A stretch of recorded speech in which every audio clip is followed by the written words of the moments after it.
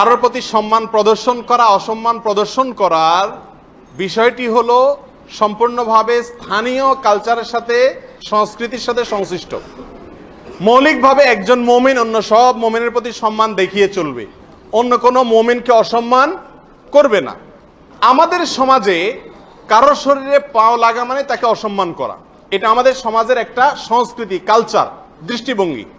সেই হিসাবে কারোর যদি শরীরে পাও লাগে, তাতে যদি ওই ব্যক্তি অসম্মান বোধ করেন, তাহলে তাকে সরি বলা বা তার কাছে মাপ চাওয়া এটা বিধেয়, এটা সঠিক।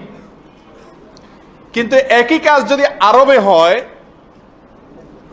কারোর গায়ে যদি পাও লাগে, তাহলে তার কাছে মাপ চাওয়ার কোনো প্রয়োজন নাই, কারণ আরবে একজন আরেকজনের গায়ে পাও লাগলে সেটাকে তারা কোনো দোষণীয় মনে করেন না, বরং একজন আরেকজনকে ডাকার জন্য পাও দিয়া অ্যাটেনশন তার দিকে নেন।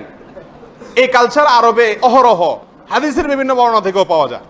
যেহেতু আমাদের দেশের মানুষেরা পাও লাগলে মনে করে যে আমাকে অসম্মান করেছে, সম্মান অসম্মানের বিষয়টা কোরআন এবং হাদিস সব ক্ষেত্রে নির্ধারণ করার বিষয় না, এটা নির্ভর করে ওরফ এর উপরে, অর্থাৎ প্রচলিত যে ট্র্যাডিশন আছে সামাজিক, এটার উপরে।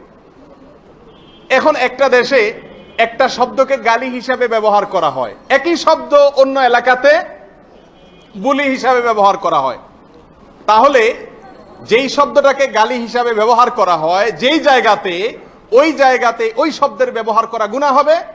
আবার একই শব্দকে অন্য জায়গায় যদি বুলি হিসাবে ব্যবহার করা হয়, সেখানে ব্যবহার করলে কোনো গুনাহ হবে না, কারণ এটা রেওয়াজ বা ওরফের সঙ্গে সংশ্লিষ্ট। বিধায় আমাদের দেশে কারোর গায়ে পাও লাগলে অসম্মান বোধ করেন যেহেতু সেই ব্যক্তি, তার কাছে ক্ষমা চাওয়াটা উচিত এবং সঠিক।